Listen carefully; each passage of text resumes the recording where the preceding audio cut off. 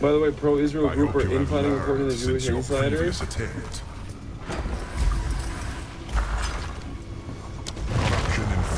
Pro-Israel groups are going very hard to stop the appointment of a Pentagon official who holds the view that the Middle East does not really matter to U.S. interests. These groups are a powerful force keeping the U.S. mired in the region.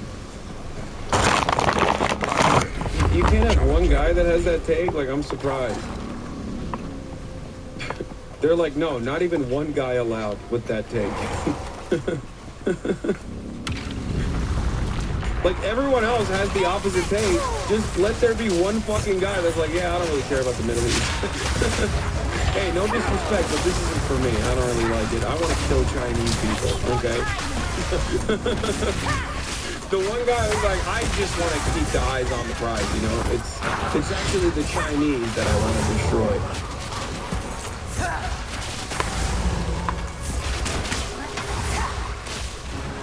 What is this? I've been reflecting on this over the past day or so, and I've come to a realization. Many of my friends on the center right who are upset with me for making what I believe to be very obvious observations aren't necessarily angry at me. They're angry at the implications of what I'm saying. The idea that neo-Nazism has entered the mainstream, potentially influencing the White House, is so alarming and existentially terrifying that it's easier to lash out at the message than confront the reality. Wow. This guy, who I guess is a liberal, and so much so a liberal that he literally has a thing called Project Liberal,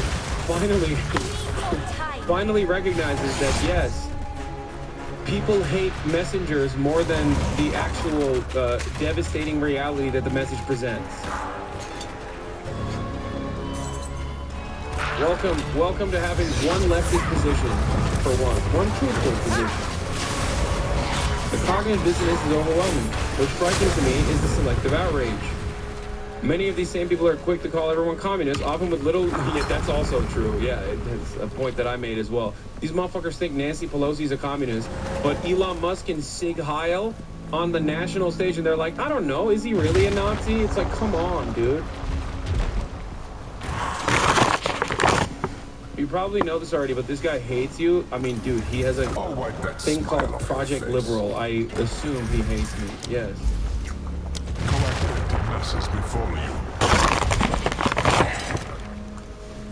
Yet, when it comes to countless instances of glaringly obvious signs of fascism in their own movement, they either look away or attack those pointing it out. I'm glad he's recognizing it. We hate him back. I don't hate anybody. I have no enemies, okay? I don't hate anybody.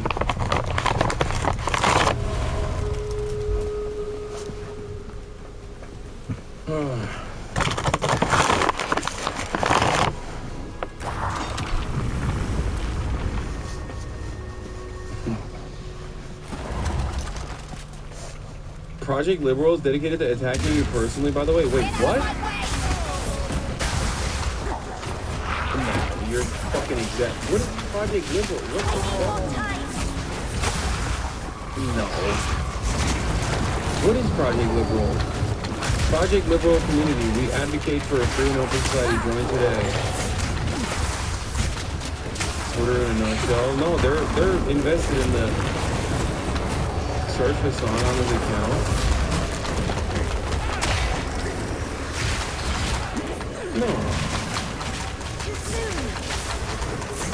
No, I hate to break it to you, they suck. Dude, it's called Project Liberal. Of course it fucking sucks. Okay?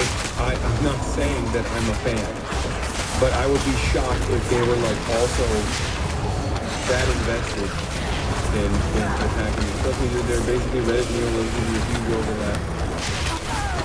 An insane account that talks shit about you and other profiles in the account.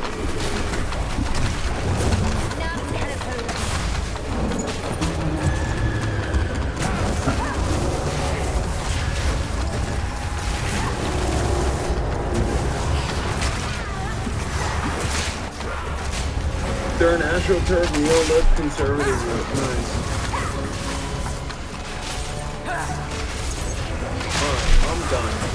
I'm done for the day. 8 hours and 36 minutes. We did a lot today.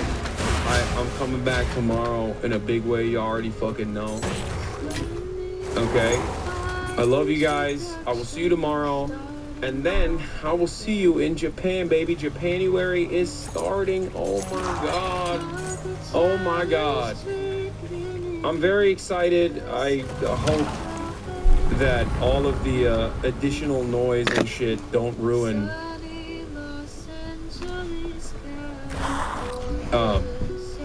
my trip, but we'll see. But Japanuary is upon us, baby. But I'll be live tomorrow, as always. Peace, everybody. From the second day of the Burger Reich.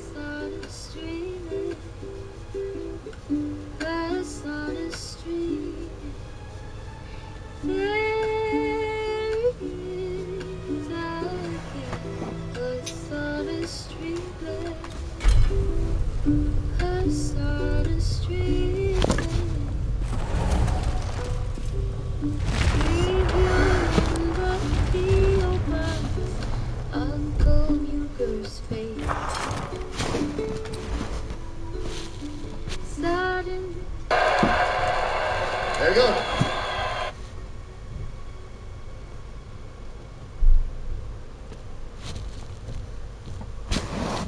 There's one single video that's responsible for leading over 2,000 Christian men to permanently quitting the P word. And why then this jerk, this stooge of American imperialism here, who is speaking before you, he is touching upon questions which are obviously not procedural ones, and the president, who is sympathizing with these colonialists and colonial domination, obviously is not stopping him. He had a quality of an act. Taking off your shoe and banging it in the United Nations does get attention. And in the Cuban Missile Crisis, I think he won. It was very cunning, very risky, but we were more frightened than they were. I remember I was a student at the time, and I seriously thought in Cambridge this might be my last day on Earth with the missile crisis and Kennedy holding out. But in fact, Khrushchev had a bargaining chip, and he was willing to take those armed rockets away if America withdrew its rockets from Turkey. That wasn't made public at the time, but it's clear there was a bargain, and the Soviet Union won it. They had no atomic weapons near their borders as a result. That was one of Khrushchev's great achievements. It was very risky, but I don't think anyone in Russia held it against it. And despite all these expensive intelligence services in the West, nobody fully understood that when Khrushchev went to various countries, when Khrushchev was telling Western ambassadors that he'd earmarked 20 nuclear weapons for Britain, and he was confident that would be enough. But all of this, it was boasting of an almost deranged kind. And Khrushchev thought he was playing a brilliant hand, and Khrushchev thought rightly that he was frightening the West. But what he failed to see was that he very, very nearly overdid it, because he frightened the West too much.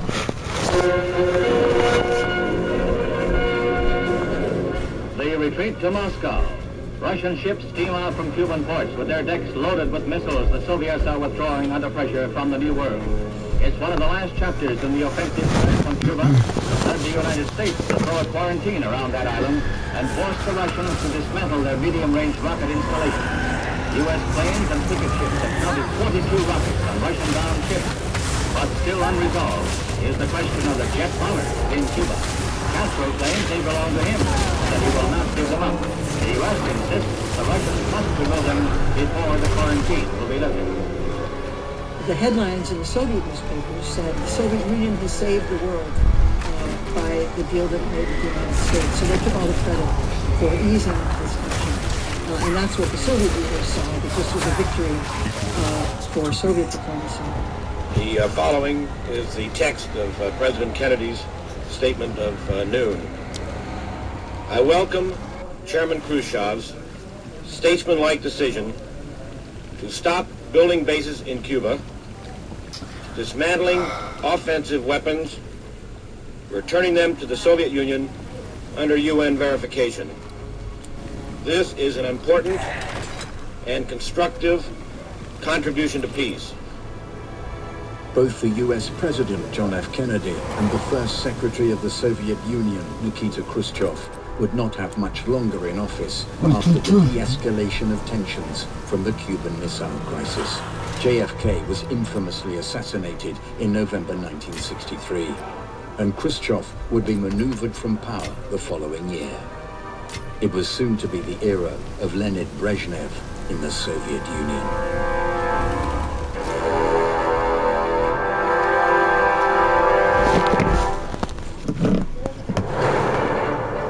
In 1922, the Soviet Union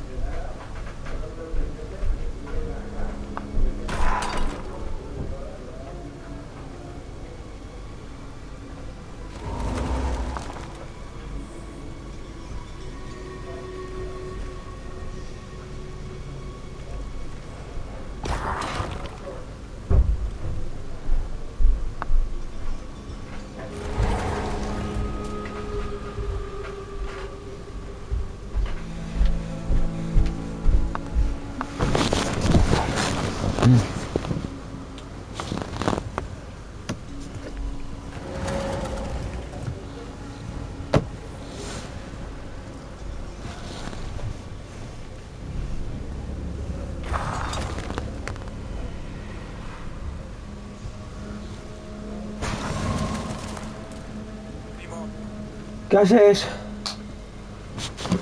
¿Todo bien? Estoy acá. ¿Me escuchas bien? ¿Me escuchas bien? ¿No? A ver, espera.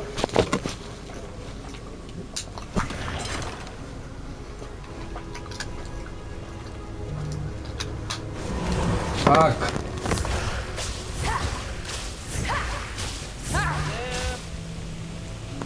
Primo. Ahora sí, ¿me escuchás?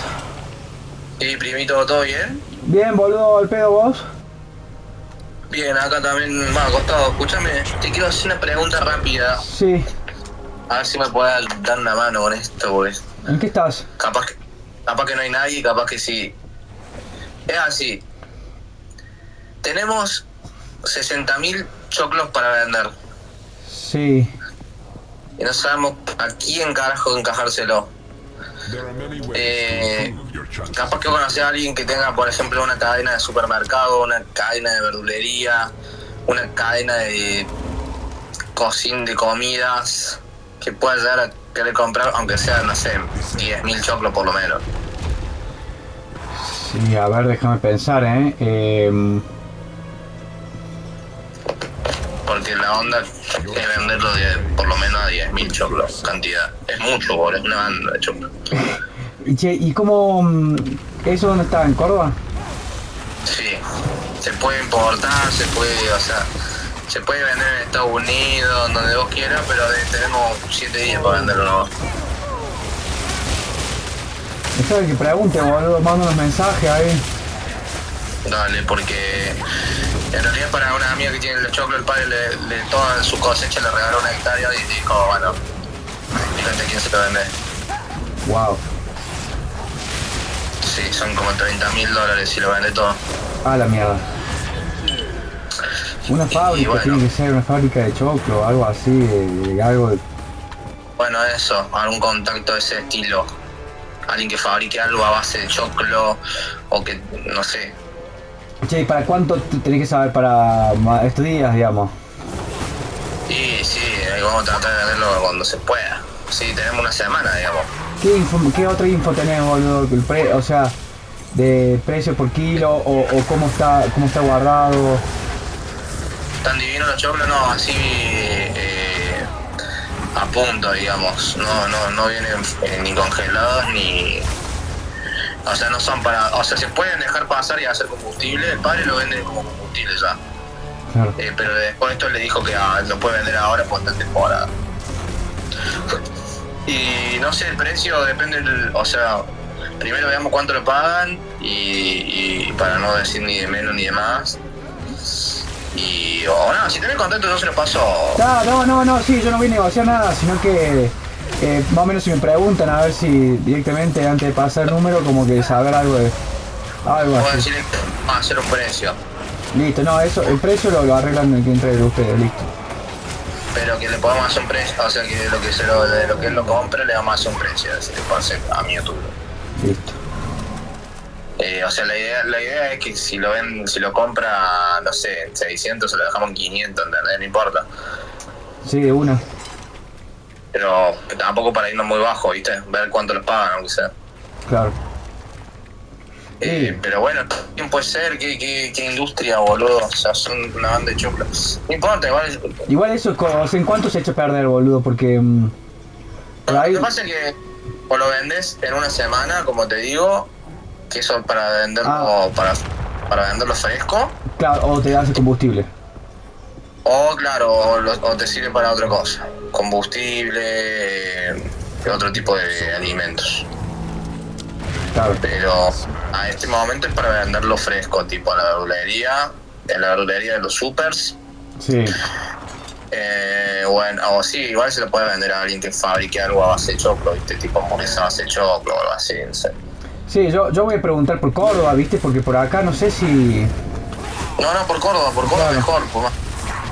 O sea, si llegamos a tener un contacto en Estados Unidos que quiera importar choclo, claro, vamos a hacer ¿entendés? Claro. Ahí podemos hacer un negocio, ahí te puedo involucrar todo, ¿entendés? Yo sé que vos sos confianza, entonces te mandamos a vos y vos recibís, no sé. Pero digo, ahora ya en lo inmediato sería por Córdoba. De una. Vamos... O sea, un contacto ahí y vemos, le escribimos, no sé. Sí, déjame ver ahí qué se puede hacer, boludo. Voy mando mensajes ahí a la gente que se me ocurre, ¿viste? A cualquiera que se me ocurre mando un difundido así. Uno de pecho, sí, pregunta, no sé, che, en tu negocio compran choclo porque tengo choclo al costo directo al campo. Corta. Ahí está. Córdoba. Tengo choclo al costo directo del campo. Sí. Perfecto. Perdón. Listo. O sea, de a 10.000 así, ¿entendés? Tipo de 5.000, de 10.000, Claro. de 50.000. choclos. Una. O sea, tiene que ser alguien que tiene una empresa grande, ¿viste? Sí. Alimenticia o supermercado o de... Sí.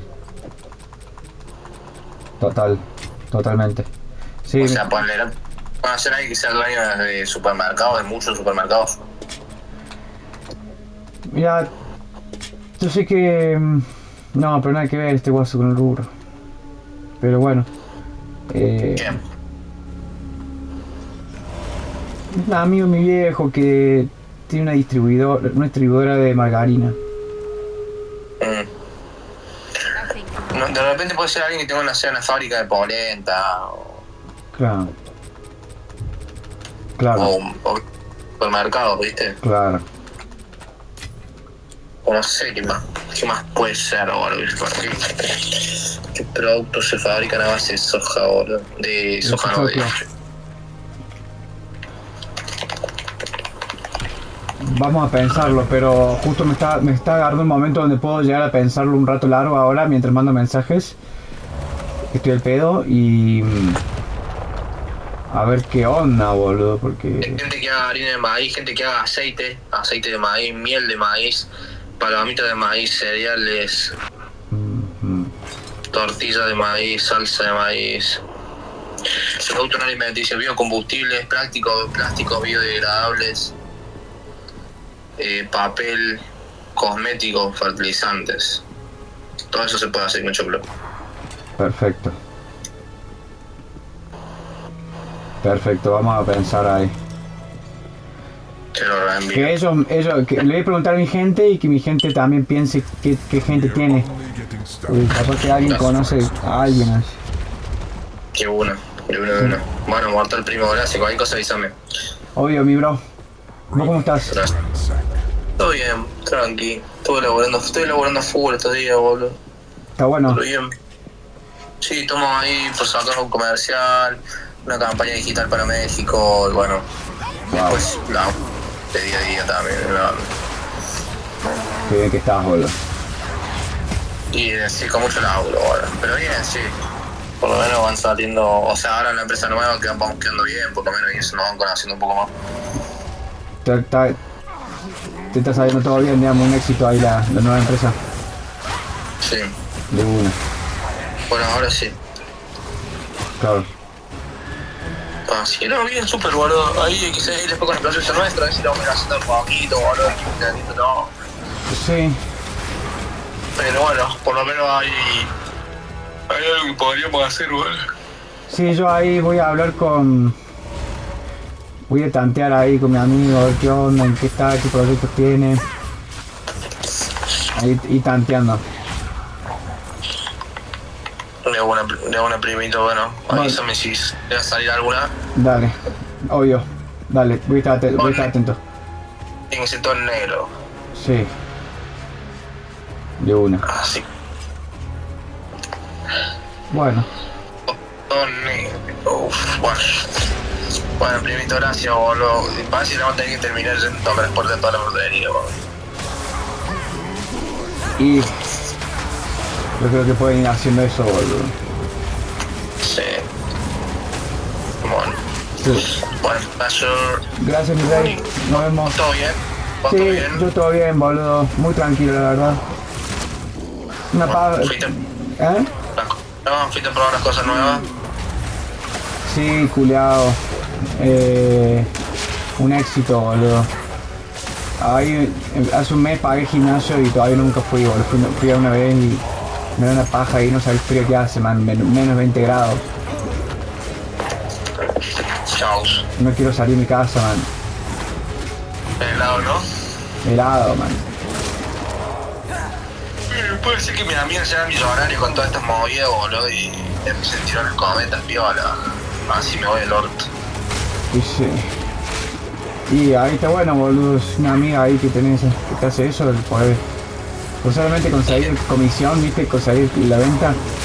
La comisión debe estar buena. Y por lo menos yo calculo que una comisión piola me tiene que dar. Claro, boludo.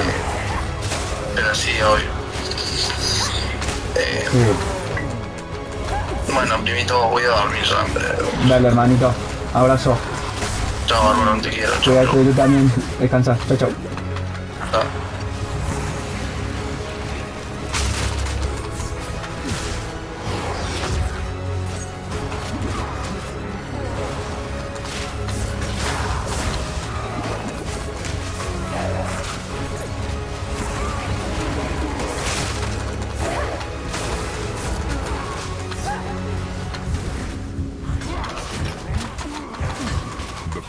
Nah, déjate joder. So Davi and Root are huge food lovers, and we're very excited to share with you the food that they eat, and a big thank you to the Farmer's Dog for sponsoring this video. The Farmer's Dog is made with real, fresh, healthy food made with whole meat and veggies. Whilst on vacation in Pritsunda on the Black Sea, he grew suspicious of activities developing in Moscow, and he immediately flew back to the capital city. Upon arrival, he was forced to step down as leader of the Soviet Union.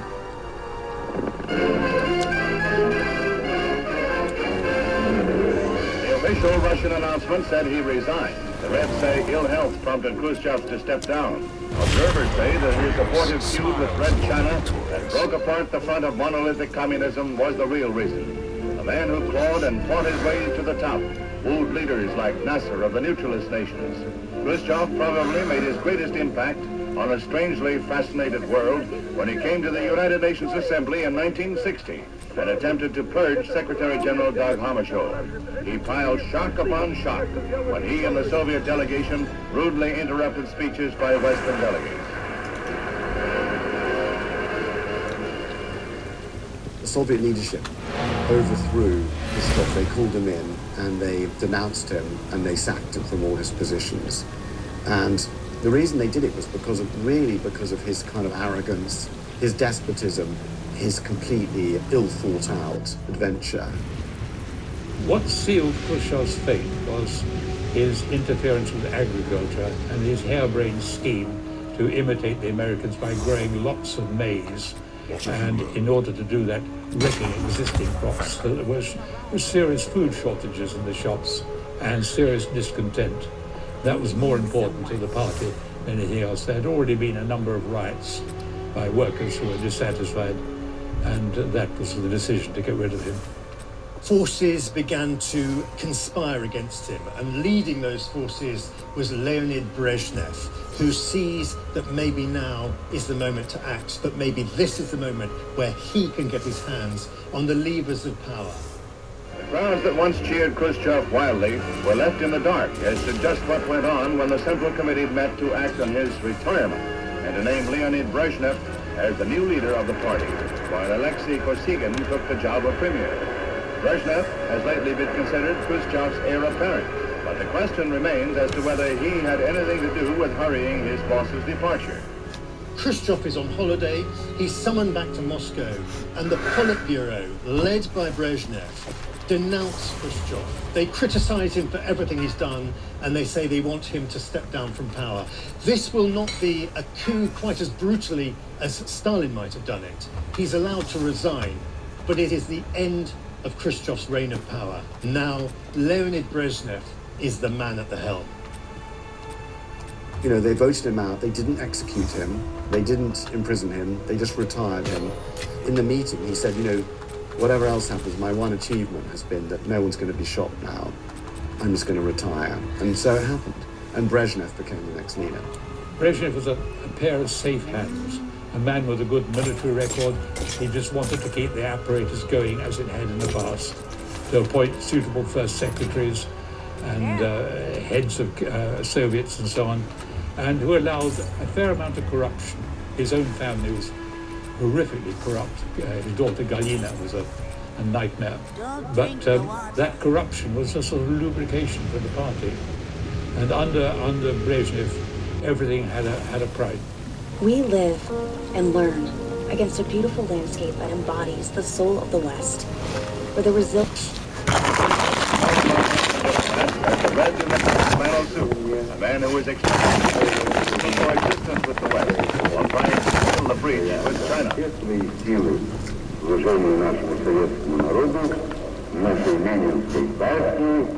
It had been indicated that Brezhnev would be Khrushchev's successor on his death, but no specter of death or disgrace marred the scene of Khrushchev's 70th birthday party last spring. He seemed to have the world, the communist sphere, at his feet, and his power over 210 million Soviet citizens seemed invincible. Now, for better or worse, the Khrushchev era has come to a close. Well, Brezhnev was a generation younger than Are you aware Khrushchev, of the concept of and he'd been a real beneficiary of Soviet higher education, of Soviet social mobility. So born in a working-class family, he got a degree in engineering and became a practicing engineer in the 1930s, joined the Communist Party, served in the military as a party official. So he had some practical knowledge of the economy, and he wasn't ideological the way the early Bolsheviks had been. The party was the Soviet Union was the only. So he could work his way up with the party. You can see his face in the great kitchen debate between Khrushchev and Nixon. Brezhnev is standing there just behind Khrushchev. So he was a trusty aide at the time, and so was one of the leaders at the time of Khrushchev's dismissal, along with Alexei Kosygin. The two of them came to power together. Brezhnev soon eclipsed Kosygin, but initially it was a dual leadership. Puta. And he was a bluff, good-natured, pleasure-loving, quite capable apparatchik who'd been chosen by Stalin and promoted, who'd played a part in the arrest of Beria and served Khrushchev quite loyally until the end. But it gradually became a stagnant period for the Soviet Union.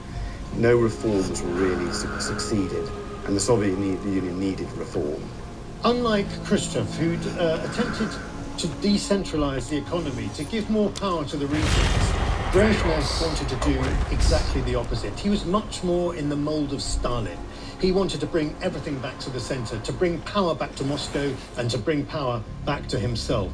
One can see at this point the Soviet Union is reverting much more to the model that had been created by Joseph Stalin. The reign of Brezhnev is seen to be, one historian has called it, that he made a little deal with the Soviet people, that he promised them economic prosperity, which included, because the communist economy was so inefficient, it included increasing tolerance for a shadow economy, for some black marketing, some private enterprise.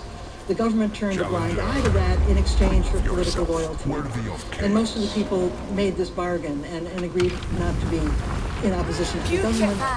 What Brezhnev wanted to achieve was a parity in terms of weapons between the Soviet Union and America. And he begins injecting vast sums of money into military expenditure. At one point, some 12% of GDP has been spent on the missile program inside the Soviet Union.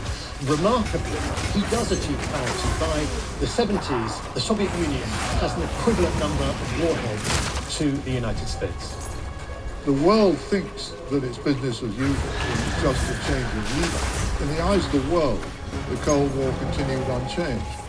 But what we could not see then, but we can see now, is that all this time, the enormous strain upon the Soviet economy of maintaining this empire and the stupendous armed forces at colossal cost, but all the time, the Soviet Union is creaking and cracking under these enormous strains.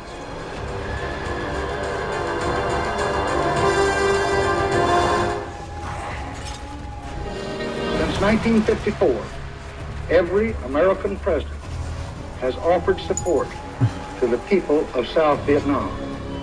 We have helped to build, and we have helped to defend.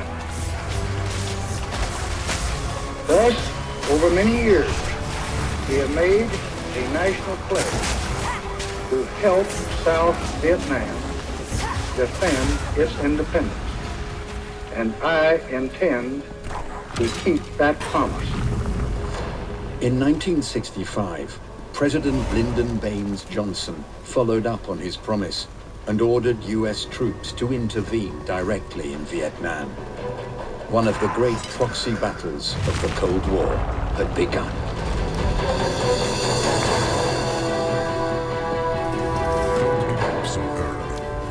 The Vietnam War affected the Soviet Union more in the sense of the Soviet Union's relations with China.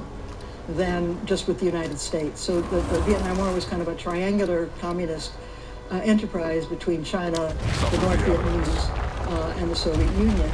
The Soviet Union really didn't want the North Vietnamese to invade the South because that was going to destabilize the region, but they felt it was the Chinese who were urging them on. So initially, the Soviet Union was not vocally opposed to the invasion of Vietnam and the war in Vietnam, but once it happened, they were certainly willing to use the propaganda points of an imperialist war being waged by the United States in Vietnam. With the Vietnam War, all he had to do was supply missiles and laugh as the Americans lost it. Because he knew perfectly well there was no way in which he would win a war when he was supporting a corrupt regime in the South, and you had a dedicated regime in the North which had armaments from Soviet Union, armaments from China, and didn't care how many people it lost. Vietnam is a strange phenomenon because America poured in forces into Vietnam and was never actually defeated. But it lost the will to win, which is decisive in the war. Part of the Vietnamese nationalistic uprising control that started against the French, it continued with the Americans and their regime in the South. Partly it was a proxy war between the superpowers. American troops driven, Russian advisors armed the Vietnamese in massive quantities, but the Vietnamese were thought by the Americans to be completely under Soviet control. But in fact, they fought the war they wanted to fight, and were quite recalcitrant in taking orders from the Kremlin. But it was America's first great humiliation.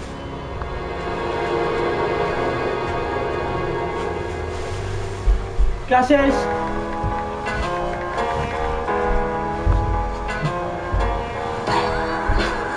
Now taxes is getting the TurboTax app. And filing your taxes yourself 100% free if you didn't file with us last year. Pay $0 when you file by 2/18. All tax forms, all 100% free. Now this is taxes. File free in the app by 2/18 or switch to TurboTax, do it yourself. En uno tienes 0,95. No. I love being a part of the Healthy Planet family. They deliver natural beauty products, health supplements, organic and natural snacks, straight to my door. They also have a huge online selection, and they have amazing prices. Visit Healthy Planet shop. But just as America was becoming embroiled in Vietnam, the Soviet Union... Qué locura, boludo. Qué frío que hace, man. No quiero salir por nada. In the 1950s, uprisings have been... Yo no salí, hoy no salí de mi casa, man. But a new crisis was emerging in Czechoslovakia. Ayer salí, pero la pasé mal, boludo. La pasé mal. The Prague Spring was an attempt in Czechoslovakia communist leaders to find a different path. No, boludo, iba, they called it socialism. And in fact, all the East European countries were somewhat different from one another, not all following in lockstep to the party line. So certain deviations were allowed, but Brezhnev felt that there was a danger to socialism itself by these reforms in Czechoslovakia. And so he invoked what became known as the Brezhnev Doctrine, that any threat to socialist power in one socialist country should be combated in all of them. Another version of the Brezhnev Doctrine is what we have, we hold. And so rather than let the reformed communists succeed in Czechoslovakia, he created the pretense to send Warsaw Pact troops into the country to put down this reform.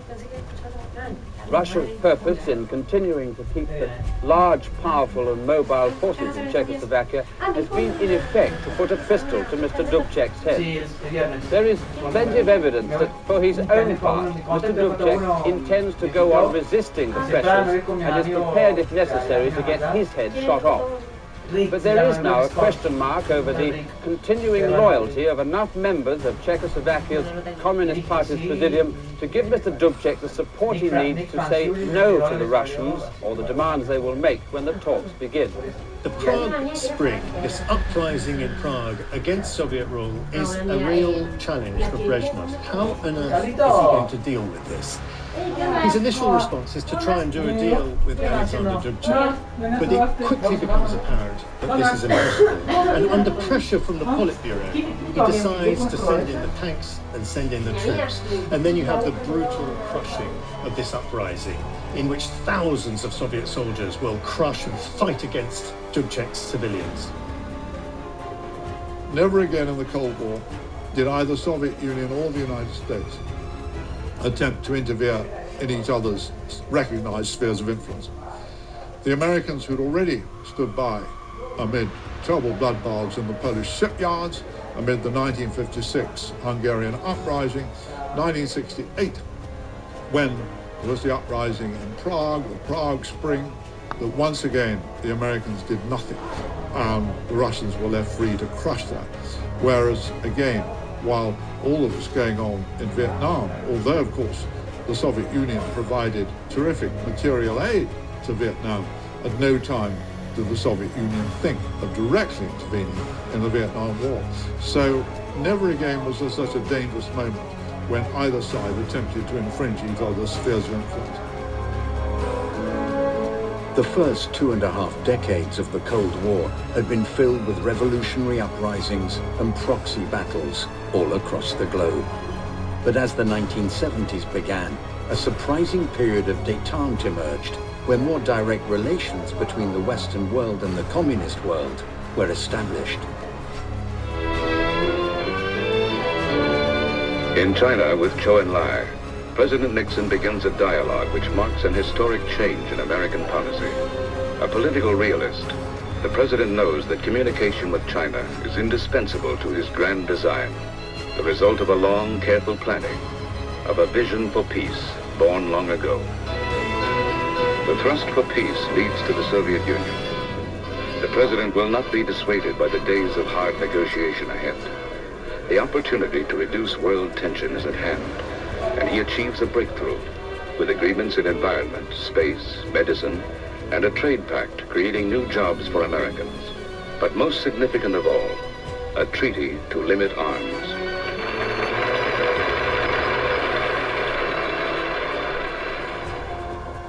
With the significant decrease in tensions in the Cold War, Leonid Brezhnev focused on the domestic challenges that faced the Soviet Union. The hallmark, I think, of Brezhnev's economic policies were the 5-year plans. He liked these 5-year plans. The early 70s saw a big increase in the consumer goods that were being produced by the Soviet Union. Something of an economic miracle took place in these years, and even the West was surprised at how the Soviet economy was performing. But it wouldn't last.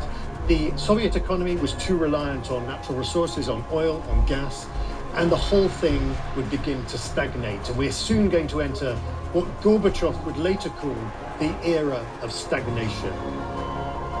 So there was certainly stagnation politically in the Soviet Union under Brezhnev. Fewer and fewer freedoms were allowed, writers were censored, people self-censored themselves rather than risk getting into trouble. The economy actually was not so stagnant. It continued to grow. We think of the Brezhnev period as a period where a Soviet consumer public actually came of age. People were aware of fashion and able to choose what they wanted to buy. But overall, there was a sense that it wasn't progressing as fast as it could. And this was reinforced by the stability of the leadership, who were getting older and older and not really allowing any new blood to come in. So there was a sense that the whole thing was grinding to a slow halt. There were all sorts of holes in the system that made it possible to live under Brezhnev. So although it was stagnation, the country made no big progress in GDP or in facilities, there were loopholes. And so while the Kremlin looks unchanged, and in the eyes of the world, some people thought the Cold War was going to go on indefinitely. Some people still thought that the Soviet Union might emerge as the economic victor. So self-confidence in the West was not nearly as high as one might expect. And it is quite extraordinary that with all those expensive intelligence services in Britain, in the United States and everywhere else, that the understanding of the fundamental weakness of the Soviet Union, which was getting worse and worse all the time, and that far from the dangers of the Western trial, that the gap between the economic attainments of the West and the Soviet Union is widening relentlessly. And yet none of this was understood in the West at the time. Secret keeps me fresh for those long flights, and it's totally middle seat approved. In 1979, after a long period of détente, tensions in the Cold War suddenly rose once again with the Soviet Union's invasion of Afghanistan. Brezhnev was very worried that the Soviet Union was losing its influence in the countries on the edge of its borders, and one of these was Afghanistan. The communist government of Afghanistan was under withering attack from the Afghan Mujahideen. And so Brezhnev decides to send in Soviet troops and tanks and forces to try and prop up this communist regime.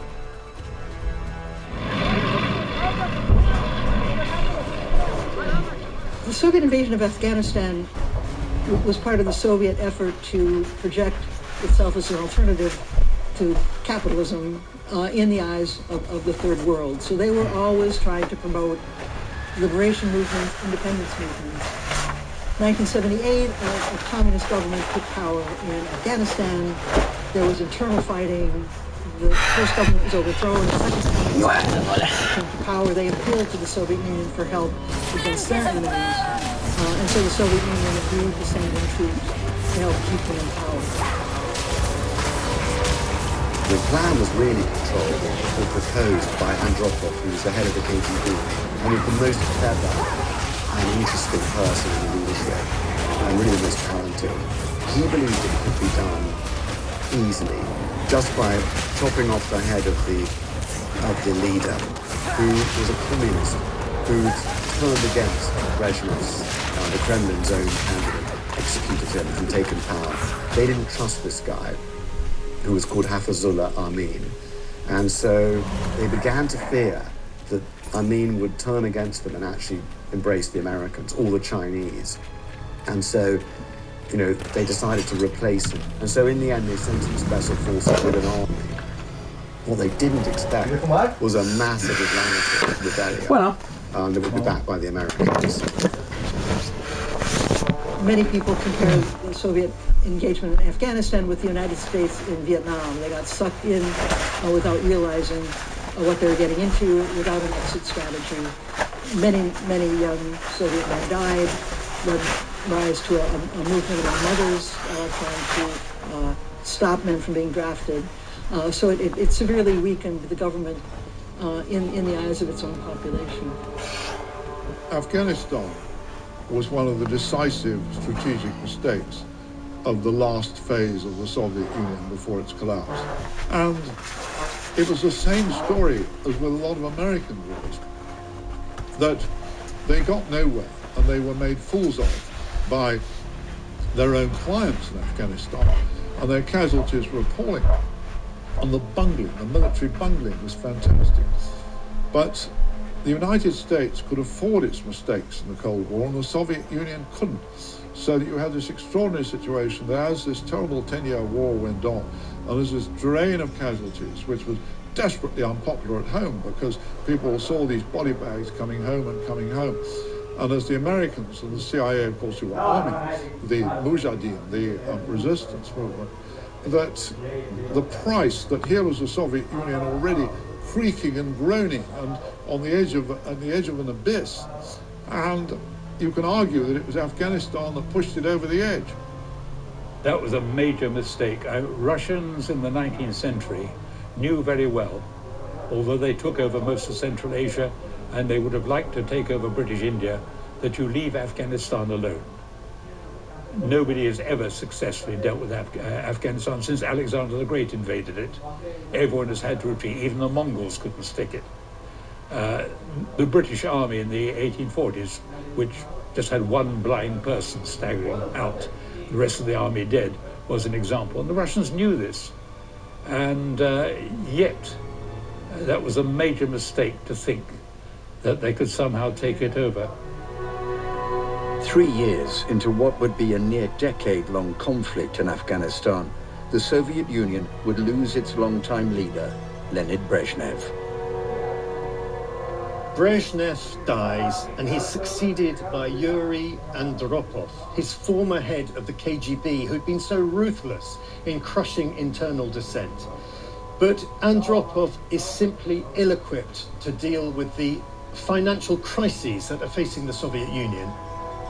Brezhnev's successor was Andropov, who he chose himself, but he himself was already too ill from kidney failure to really do the reforms that were necessary now, to make industry and the economy work, to rethink the Soviet communist system, and to reinvigorate it. And he very quickly deteriorated.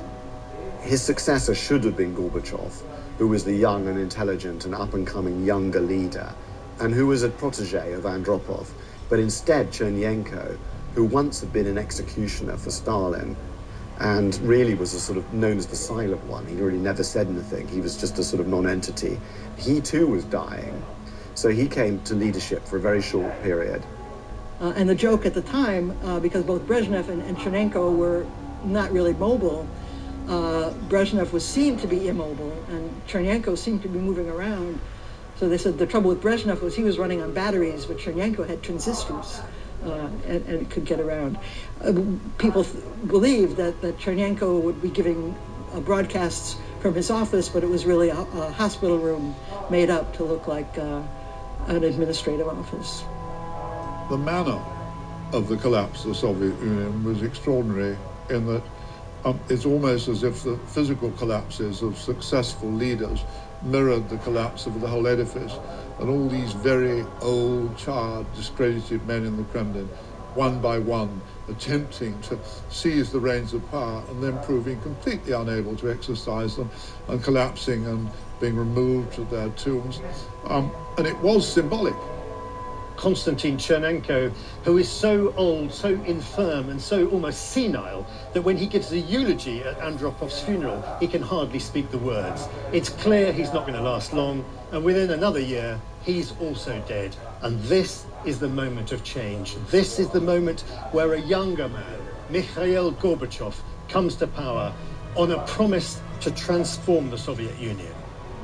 For the ones who get it done, the most important part is the one you need now, and the best partner is the one who can deliver. That's why millions of maintenance and repair pros trust Grainger, because we have professional-grade supplies for every industry, even hard-to-find products. And we have same-day pickup and next-day delivery on most orders. But most importantly, we have an unwavering commitment to help keep you up and running. Call, click Grainger.com, or just stop by. Grainger, for the ones who get it done.